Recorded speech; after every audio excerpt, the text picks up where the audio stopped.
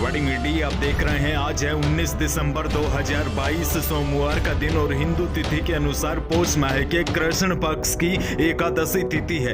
अब एक नजर डालेते हैं देश और प्रदेश की बड़ी खबरों पर। शुरुआत बड़ी खबर के साथ करेंगे। राहुल गांधी की भारत जोड़ो यात्रा के दौरान राजस्थान में अशोक गहलोत बनाम सचिन पायलट के समर्थकों की नारेबाजी बदस्तूर जारी है। भारत जोड़ो यात्रा के दौरान कई जगह हमारा सीएम कैसा हो, सचिन पायलट जैसा हो के नारे लगे। सचिन पायलट जिंदाबाद के नारों की गूंज सुनाई दी। यह केवल दौसा में ही नहीं बल्कि यात्रा के दौरान कई जगह सुनने को मिल रहा है। हालांकि इस पर किसी भी नेता की कोई प्रतिक्रिया सामने नहीं आई है। हालांकि यह नारे राहुल गांधी के कानों तक जरूर पहुंच गए हैं। खासकर दौसा जिले में इन दिनों नारों की गूंज कुछ ज्यादा सुनाई दी और अब सोशल मीडिया पर वीडियो वायरल हो रहे हैं। जोधपुर से बड़ी खबर। जोधपुर में गैस सिलेंडर ब्लास्ट मामले में अब मौतों की संख्या बढ़कर 35 हो गई है।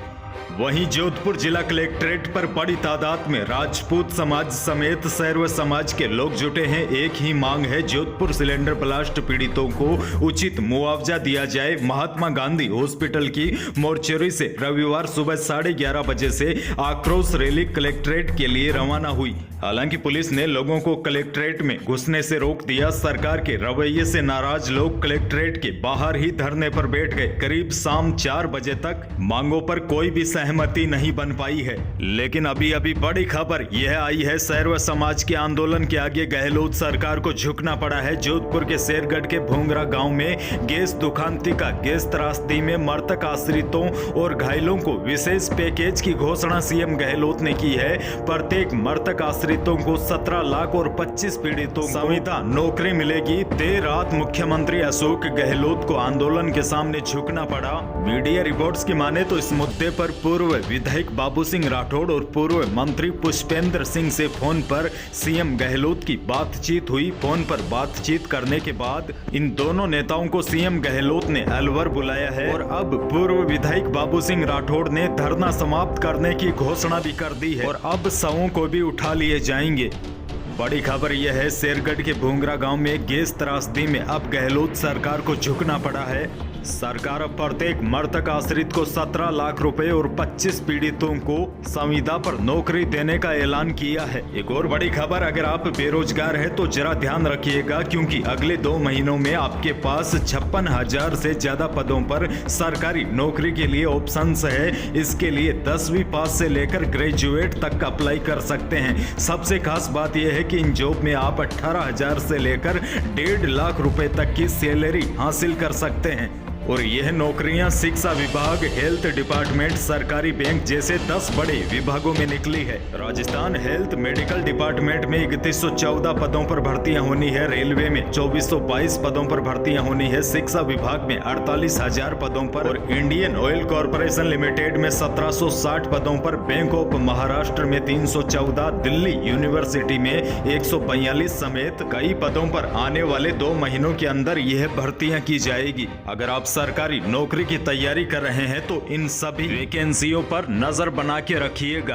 राजधानी जयपुर से बड़ी खबर, बीजेपी में कार्यकर्ताओं के बीच चल रही आपसी खींचतान हाथापाई तक पहुंच गई है। बीजेपी के जयपुर शहर उपाध्यक्ष व कार्यकर्ता ने पैसे देकर पद देने का आरोप लगाया है। विवाद इतना बढ़ गया कि दोनों के बीच मारपीट हो गई। दोनों ने एक दूसरे को जमकर गालियां दी। मामला जयपुर में बीजेपी प्रदेश कार्यालय का है। मीडिया रिपोर्ट्स की माने तो बीजेपी शहर उपाध्यक्ष अजय पारिक की बीजेपी कार्यकर्ता विजय बालानी से पैसे लेकर पद देने के आरोप पर बहस हो गई। एक और बड़ी खबर, हम कहीं पर भी जाते हैं तो गूगल पे, फोन पे या फिर कोई भी डिजिटल पेमेंट के साधन मिल जाते हैं, लेकिन रोडवेज में अगर हम यात्रा करते हैं तो हमें किराया कैश में ही देना पड़ता है और खुले पैसे की भी झंझट रहती है। लेकिन बड़ी खबर झालावाड़ से आ रही है। राजस्थान रोडवेज की बसों में सफर करने वाले यात्रियों के लिए अच्छी खबर है।